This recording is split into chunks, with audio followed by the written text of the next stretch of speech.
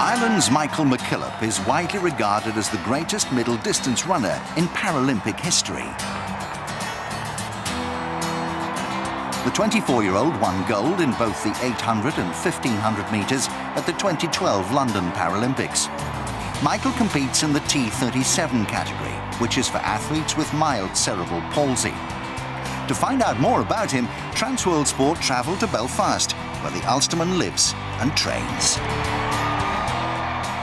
I have cerebral palsy. It affects my right side of my body. The fine motor skills in my right leg and my right hand aren't as good as my left.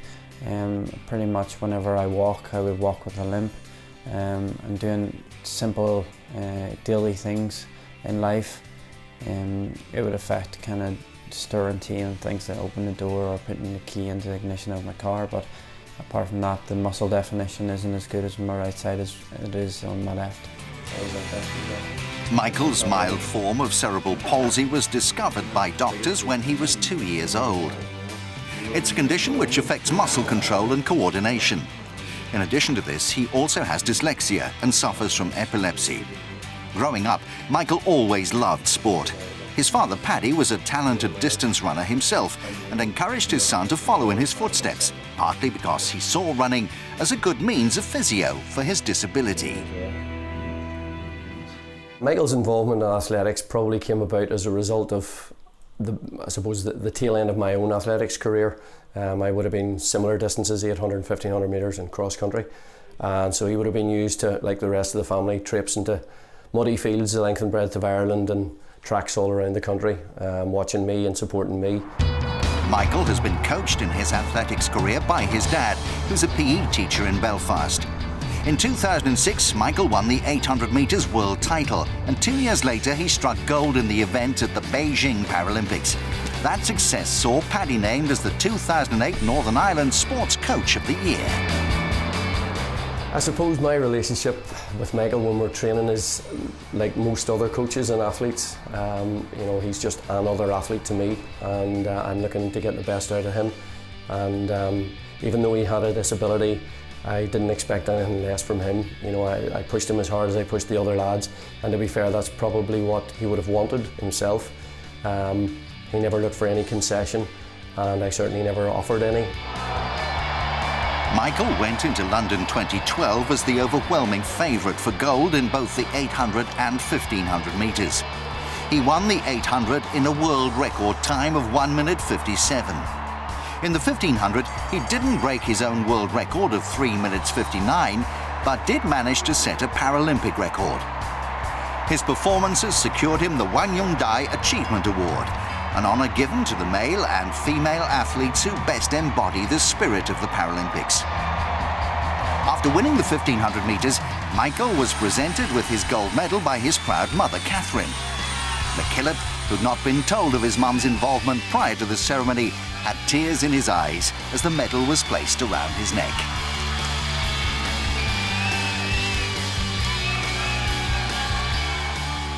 In London 2012, my mum actually presented me with my gold medal at the medal ceremony, and she was the first ever parent to present their child with an Olympic gold medal. When Transworld Sport met up with Michael, he was undergoing rehabilitation after suffering from a trapped nerve in his left foot. This meant plenty of time spent in the swimming pool.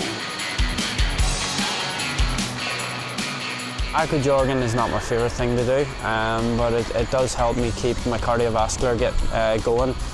Due to the fact I've been injured and I'm not allowed to cycle or I'm not allowed to run, so it's one of them things that keeps my cardiovascular going, and it keeps me motivated away because I'm actually moving rather than just staying still, just doing any gym work.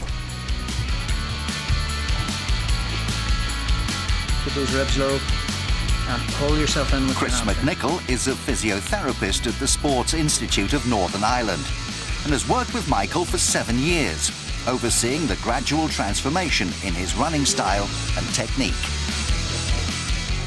Michael's disability cerebral palsy affects his ability to coordinate movement, and it means that he doesn't have normal muscle tone on one side of his body.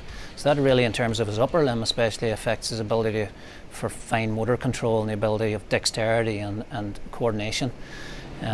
Generally it affects Michael's whole body in terms of his normal gait, especially his walking, his range of movement, his general agility and balance. So a lot of what we do as physios are to address those problems, trying to maintain as good a range of movement as possible, improve balance, coordination.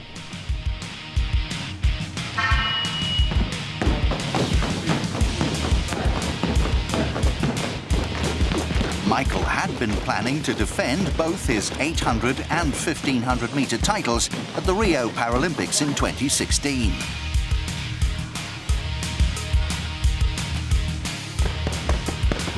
But he's been frustrated in this quest as the International Paralympic Committee has taken the decision to drop the T37 800 metres event from the 2016 programme.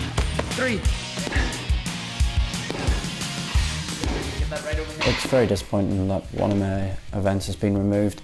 I guess the 800 metres was one of my favourite events in the Paralympic sport, and I haven't been beaten in Paralympic sport since 2006, and I won my first world title in the 800 metres, so it has something very special in my heart.